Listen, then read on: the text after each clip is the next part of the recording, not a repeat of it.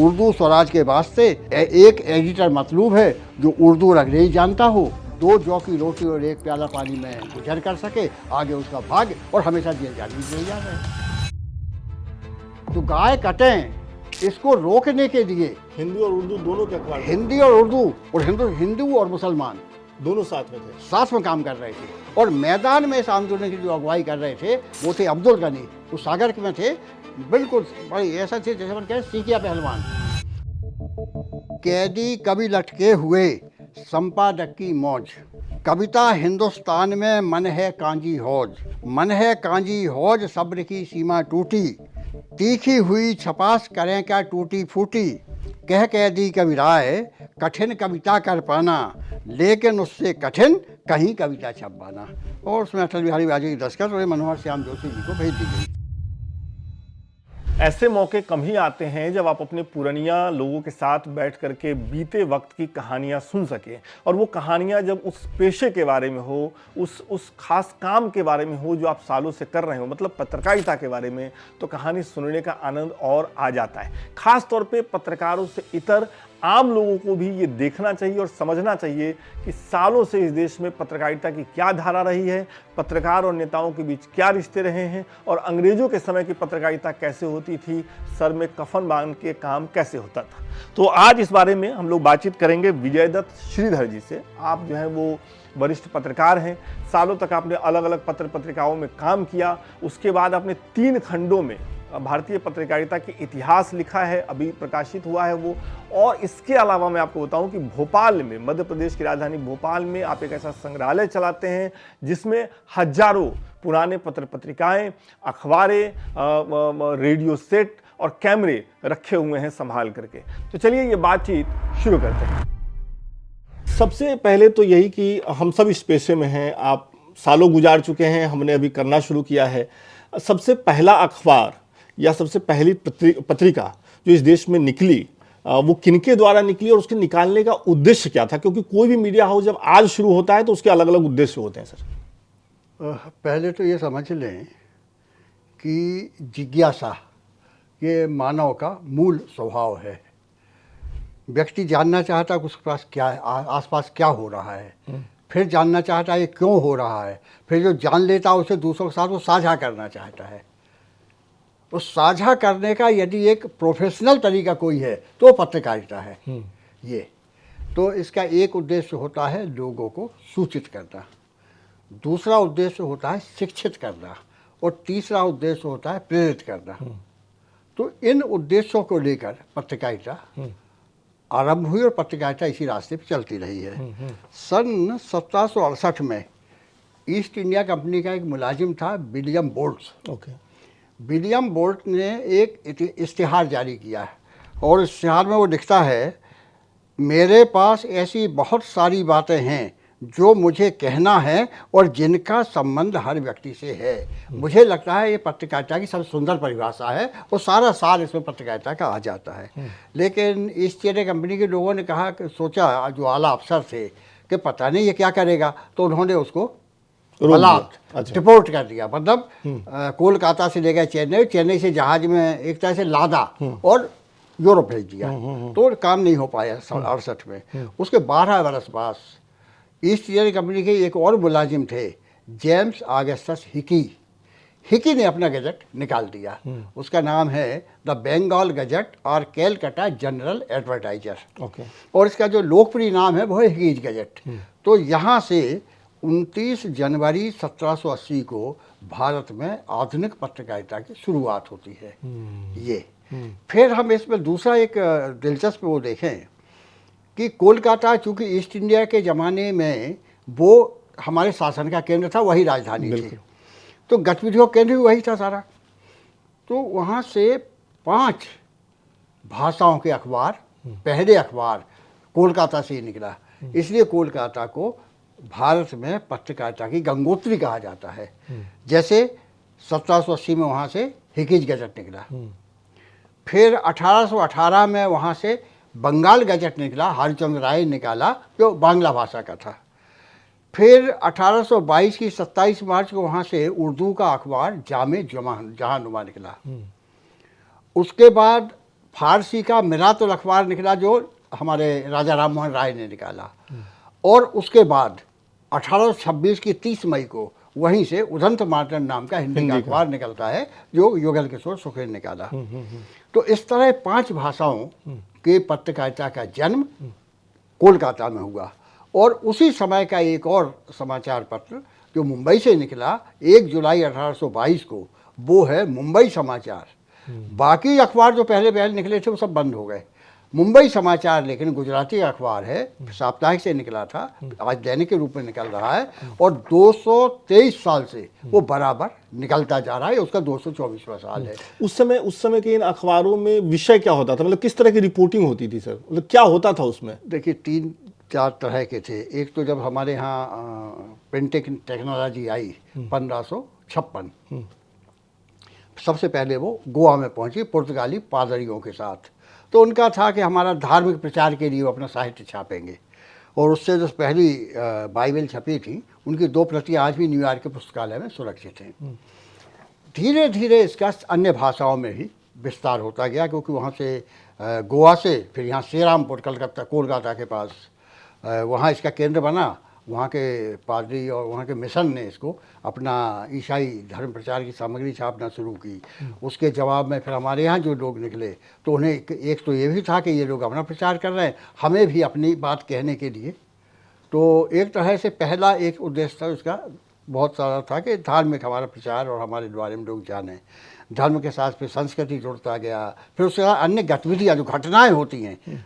समाचार पत्र में प्रचार वाला होता है वो तो एक पत्रिका जैसा स्वरूप हो गया, लेकिन जब हम उसमें रोज़मर्रा की घटनाओं के बारे में भी लिखना शुरू करते हैं, उसकी रिपोर्ट करते हैं या उस पर प्रतिक्रिया करते हैं या उस पर विस्तार से उसका वो करते हैं, तो फिर वो मुख्य धारा की पत्रकारिता हो जाती है। और उसका जन्म भी लगभग साथ साथ होता गया। और उसमें भी जैसे हमने कहा विलियम बोल्ट्स ने एक तरह से पत्रकारिता की परिभाषा तय कर दी। पत्रकारिता क्यों होती है, ये जेम्स ऑगस्टस हिकी, इसने जब अखबार निकाला तो उसने उसका जो मत्था होता है मास्ट हेड, उसके नीचे उसने उसका ध्येय वाक्य लिखा, open to all parties, okay, but inspired by none.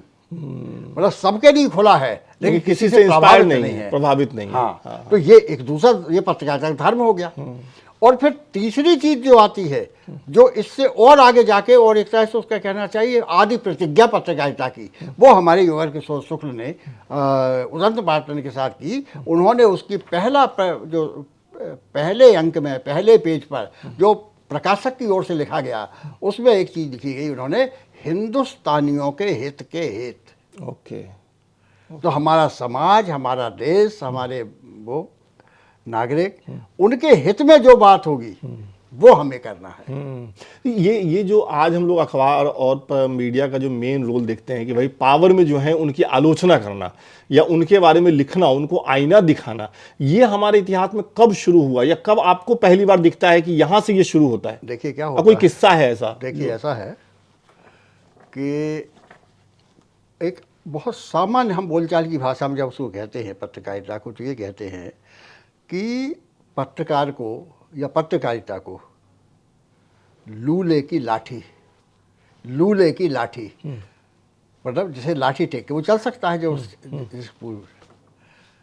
गूंगे की वाणी जो खुद नहीं बोल सकता उसकी आवाज बने। तो हम सहारा बने उनका जो बेसहारा है और आवाज बने उनकी जो बोल नहीं सकते हैं। समाज में सब लोग अपने बारे में आवाज नहीं उठा सकते। एक मानव होने के नाते उनके जो अधिकार हैं, जो प्रकृति ने उन्हें दिया है, उसमें कोई व्यवधान नहीं आना चाहिए। और जो व्यवस्था में बैठे हैं उन्हें उनके कल्याण की दृष्टिगत सारे काम करना चाहिए। और जब वो ऐसे काम नहीं करते हैं, व्यापक समाज कल्याण के काम नहीं करते हैं और निजी तौर पे अपना फायदा देखते हैं, अपने खजाने तिजोरियाँ भरते हैं या अनदेखी करते हैं, अन्याय करते हैं, अत्याचार करते हैं, उसके खिलाफ आवाज़ उठाना पत्रकारिता का काम है। लेकिन पत्रकारिता पक्ष नहीं है, यह सत्ता के व्यवस्था के साथ खड़े होने वाला पक्ष नहीं है। लेकिन पत्रकारिता विपक्ष के साथ खड़े होने वाला विपक्ष भी नहीं है, क्योंकि सत्ता पक्ष जहाँ केवल अपनी अपनी हाँकता है, विपक्ष केवल उसकी गलतियाँ ही देखता है। पत्रकारिता के दोनों काम नहीं है। पत्रकारिता जन पक्ष है। पत्रकारिता को वही देखना और वही दिखाना, वही सुनाना, वही पढ़ाना है जो आम जनता के हित में है, व्यापक हित में है। मेरा जो सवालों का क्रम है वो थोड़ा मैं तोड़ रहा हूँ। आपने खुद सालों तक काम किया है बतौर पत्रकार, अलग अलग समाचार पत्रों में और मैगजीन्स में, फिर आप एक संग्रहालय चलाते हैं जो इतना समृद्ध है पत्रकारिता के इतिहास से, और अब ये किताब। मैं आपसे पूछूं कि आज की जो पत्रकारिता है, अब देखते हैं अखबार, टीवी, डिजिटल मीडिया, जहां से भी, क्या दिखता है आपको? जब आप बता रहे थे पिछले सवाल के जवाब में, दो तरह के संदर्भ हैं इसमें। पहला तो एक समाज में जो कुछ चल रहा होता है, समाज जैसा है, समाज पतनशील है तो समाज के जितने अंग होंगे सभी में उसका प्रभाव पड़ेगा, चाहे वो प्रशासन तंत्र हो, चाहे राजनीति हो, चाहे प्रशासन तंत्र हो, समाज नीति हो, चाहे व्यापार हो। तो पत्रकारिता भी उस समाज का हिस्सा है। तो एक तो ये है, समाज समय से और समाज से प्रभावित हुए बगैर नहीं चलते, ये उनका असर प्रभावित होता है। लेकिन यह भी सावधानी से हमें देखना चाहिए कि हर समय सब कुछ अच्छा नहीं होता और हर समय सब कुछ बुरा नहीं होता। यह उस विधा का, उस माध्यम का प्रयोग करने वालों की बुद्धिमत्ता पर निर्भर है कि वो उसका कैसा सदुपयोग करते हैं या दुरुपयोग करते हैं, स्वांतः सुखाय करते हैं या बहुजन हिताय करते हैं। सर्वजन हिताय तो बहुत बड़ी बात हो गई।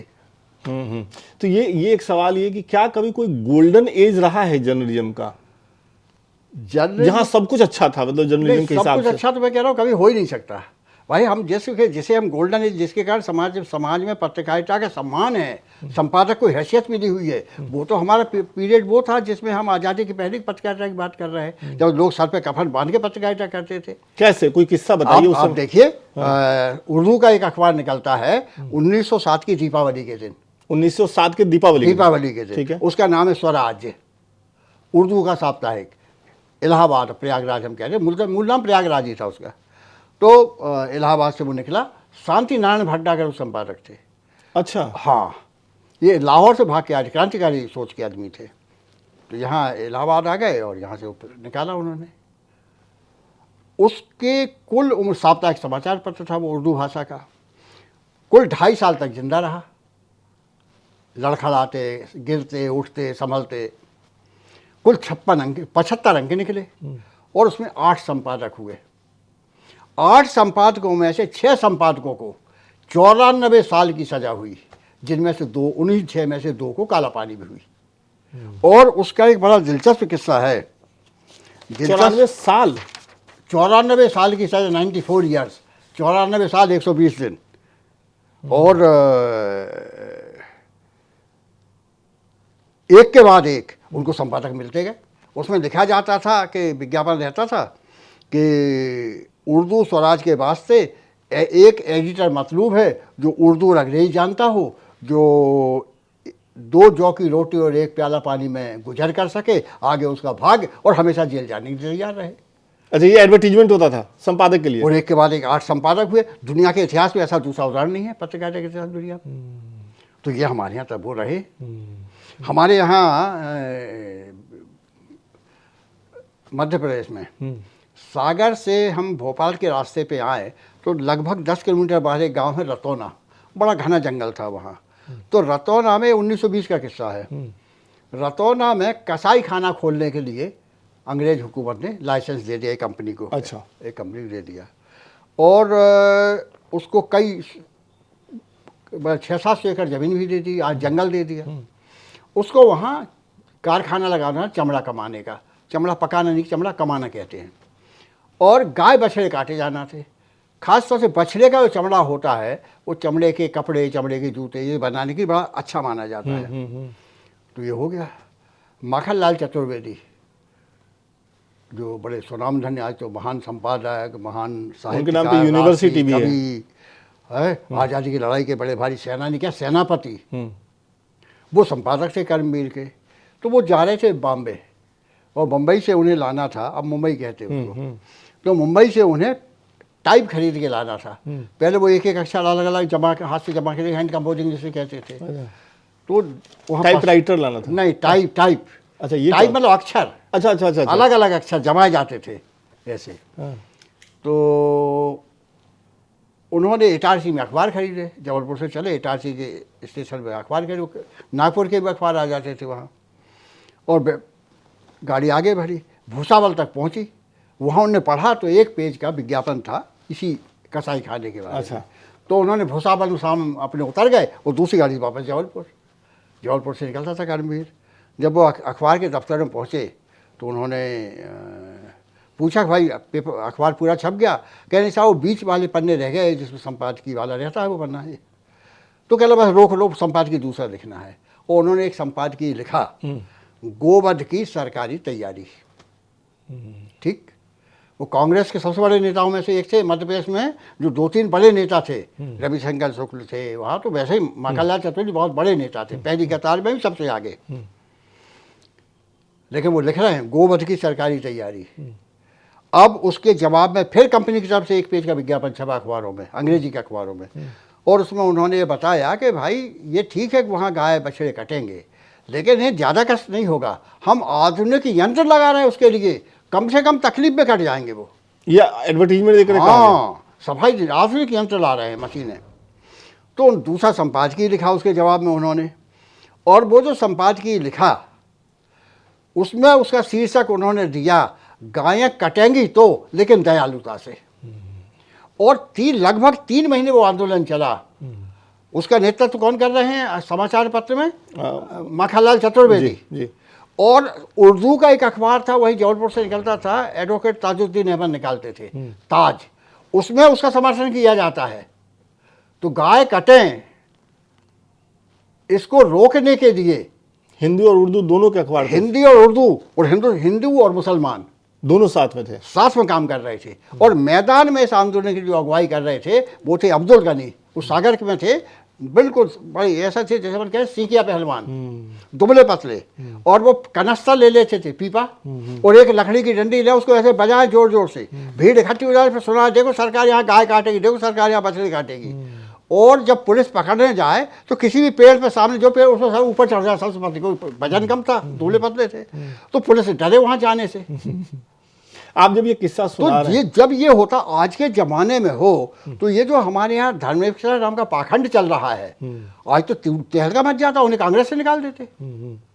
लेकिन वो जानते थे, और उन्होंने अपनी संपादकीय में लिखा कि गाय जो गौवंश है वो भारत में अर्थव्यवस्था की रीढ़ है, ये हमारे जीवन का आधार है। और अकेले आधार वो दूध के लिए नहीं है, वो बैल काम आते हैं, उनका तो गोबर भी काम आता है। एक सवाल और मेरा यहाँ पे है, जब आप ये किस्सा सुना रहे हैं, जब ये सुनकर के कितना अच्छा लग रहा है कि हिंदुस्तान एक ऐसा मुल्क जहाँ एक गाय वध रोकने के लिए उर्दू और हिंदी का अखबार साथ में आता है, मुसलमान नाम, हिंदू नाम साथ में आते हैं। और आज सर इसी देश में गाय के नाम पे आप देखिए कि देशों में कई इलाकों में लिंचिंग होती है, कहीं किसी ट्रक को रोक दिया, उसके साथ मारपीट कर दी, पुलिस पहुंचे उससे पहले लोग पहुंच के न्याय कर देते हैं। ये लगता है कि ये वही हिंदुस्तान है, कुछ बदला है? आप ये देखिए, ज्ञान की सीमा होती है, अज्ञान अनंत होता है। तो मूर्खताओं का और विवेकहीनता का कोई सीमा नहीं है। तो अब जो हो रहा है, विवेकहीनता का परिचय दिया जा रहा है। मैं आपके किताब के विमोचन में था तो आप एक किस्से का जिक्र कर रहे थे कि कुछ अखबारों ने बहादुर शाह जफर का एक फरमान छाप दिया, जो आखिरी शहंशाह थे, तो अंग्रेज सरकार नाराज हो गई, केस चला। बड़ा दिलचस्प किस्सा था, सुनाइए ना। जब 1857 की क्रांति का समय था, तो बहादुर शाह जफर की जो सत्ता थी वो केवल लाल किले की सीमा में थी। बाहर तो मुगल साम्राज्य समाप्त हो चुका था। मुगल साम्राज्य को वैसे हमारे मराठा साम्राज्य जो हुआ था उसने स्थानापन्न कर दिया था, विस्थापित कर दिया था। लेकिन वहाँ तक तो उसकी हुकूमत थी। और जैसे वैधानिकता कहते हैं, उसमें वो दिल्ली का शासक बहादुर शाह जफर ही था। कागज पे थे, कागज पे। वो वैधानिकता कागज से ही होती है। तो जब ये बादशाह ने एक फरमान जारी किया है और उसमें ये कहा कि वक्त आ गया है कि अंग्रेज़ों को यहाँ से बाहर करो, ये हिंदुओं का भी धर्म भ्रष्ट करेंगे और मुसलमानों को भी धर्म भ्रष्ट कर रहे हैं, और दोनों को आपस में लड़ाएंगे भी। ये बादशाह ने फरमान जारी किया। हाँ, और इनको निकाल बाहर करो। अच्छा, ये फरमान हूबहू छापा उर्दू फारसी के 2 समाचार पत्रों ने, साप्ताहिकों ने, और हिंदी के समाचार सुधावर्षण ने, जो दैनिक अखबार था। हिंदी और बांग्ला का पहला दैनिक अखबार था वो समाचार सुधार। श्याम सुंदर सेन उसके संपादक थे। तो इनको कार्रवाई करने की धमकी मिली। तो फारसी वालों ने, दोनों ने मान लिया कि हमारी गलती थी और अब आगे नहीं करेंगे ऐसा, माफी मांग ली। माफ़ी मांग ली। ठीक है। लेकिन श्याम सुंदर सेन ने कहा कि हम तो मुकदमा लड़ेंगे। अच्छा, तो मुकदमा लड़े। उन्होंने अपनी वकालत खुद की। कहाँ? Kolkata east India high court company में? हाई कोर्ट, हाँ, हाँ। Kolkata high court, east India company के ज़माने वही सब हाई। तो वो खड़े हुए। तो उन्होंने जज से कहा कि हुजूर, पहले हम ईस्ट इंडिया कंपनी के अफसरों से एक सवाल करना चाहते हैं, फिर कार्रवाई आगे बढ़ेगी अपने आप। तो आगे बढ़े। उन्होंने कहा कि ठीक है, पूछिए।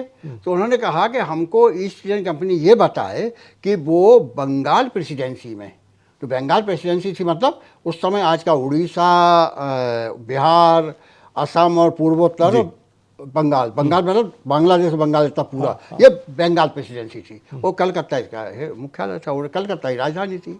तो अफसरों ने बड़े ताव से कहा कि हमको बादशाह ने फरमान दिया है, उसके आधार पर हम लगान वसूल कर रहे हैं। तो कहला बस हम यही तो जानना चाहते हैं कि जिस बादशाह के फरमान से आप लगान वसूल कर रहे हो, उसी बादशाह का फरमान हमने छाप दिया। तो हम तो बादशाह का फरमान तो एक ही होता है, जैसा सबके लिए एक होता है। तो आप हमने कौन सी गैर कानूनी काम किया, गलत काम किया। तो जजों को शर्मा शर्मी छोड़ना पड़ा उसको। अच्छा, हाँ, कल इमरजेंसी के दौरान का भी एक बड़ा दिलचस्प किस्सा सुना रहे थे कि कैसे एक अखबार ने बचते बचते कुछ ऐसा छाप दिया था जो ऑब्ituary जैसा लगा था, लेकिन वो था एक तरीके से इंदिरा गांधी पे कुठाराघात, प्रधानमंत्री पे। वो ओबिचुरी ही छपा था। क्या था सर, थोड़ा बताइए। ये आपका टाइम्स ऑफ इंडिया का जो मुंबई एडिशन है, इसका ओबिचुरी कॉलम, ये विज्ञापन होता है छोटे 15, 20, 25 शब्दों का, और उसकी पॉपुलैरिटी या उसको ज़्यादा उसको इसलिए पढ़ा जाता है ध्यान से, सबसे पहले वहीं से खोलते हैं लोग अखबार कि इतना दूर दूर तक फैला शहर है, पता ही नहीं चलेगा हमारा अपने मिलने वाला, हमारा नातेदार सर कौन कब चल बसा। तो देख देते ओबिचुरी कॉलम में हमारे की जान पहचान संपर्क वाले का निधन तो नहीं हो गया है। अच्छा, ये उसकी सूचना का वो बड़ा भारी ताकतवर माध्यम था, ऐसा छपता था। उसमें एक अशोक महादेवन, ये इंडियन रीडर डाइजेस्ट, रीडर बड़ी महत्वपूर्ण पत्रिका है, उसके डिप्टी एडिटर थे अशोक महादेवन। उन्होंने एक ओबिचुरी का विज्ञापन बनाया, और वो विज्ञापन में उन्होंने लिखा, ये ऊपर लिखा ओबिचुरी, डेमोक्रेसी डैम मतलब democracy, beloved husband of T truth मतलब लोकतंत्र, यहाँ सच्चाई, लविंग फादर ऑफ लिबर्टी मतलब लिबर्टी स्वतंत्रता, brother of faith hope justice expired on 26 जून। ये छपा, किसी का समझ में नहीं आया। हंगामा तब मचा के एक दिन के अंतर से अशोक जी ने स्वयं फोन करके वहाँ पूछा कि भाई ये जो विज्ञापन छपा है क्या है, ये हमें समझ में नहीं आया। अरे कहला ओबिचुरी में कौन समझता है भाई, छप गया, जैसे सूचना मिलना मेरे। अरे कहला वो इमरजेंसी के भारत में लोकतंत्र की हत्या हो गई इसके बारे में है। तो हंगामा मच गया एकदम, और उस समय तो बिल्कुल बिल्कुल बिल्कुल। तो ये इसी तरीके से होते यदि संपादक सचेत है और संपादक में एक जागृत विवेक है, सूझबूझ है, तो वो परिस्थितियों का ऐसे भी इस्तेमाल कर सकता, सामना कर सकता। एक आखिरी किस्सा मैं आपसे सुनना चाहता हूं, जिससे ये स्थापित हो जाएगा कि एक नेता, और खास तौर पे जब वो विदेश मंत्री हो तब, और एक अखबार के संपादक में कैसा रिश्ता होता है। सर, अटल बिहारी वाजपेयी की कविता वाली जो, देखिए वाजपेयी जी कुंडलियाँ लिखते थे और खूब मजे से। अब जेल से निकल के आए थे 19 महीने, हाँ, इमरजेंसी में विदेश मंत्री हो गए थे, तो जनता पार्टी की सरकार बन गई। हाँ। वाजपेयी जी उसमें विदेश मंत्री बने। तो उन्होंने एक कविता लिखी, और वो कुंडली, कविता का मतलब कविता का कुंडली छंद। तो उन्होंने कविता लिखी, ये 25 अगस्त 1977 को एक शिकायती चिट्ठी उन्होंने साप्ताहिक हिंदुस्तान के संपादक को लिखी। अब अटल जी भी नहीं है, संपादक जी भी नहीं है, साप्ताहिक हिंदुस्तान भी नहीं है अब।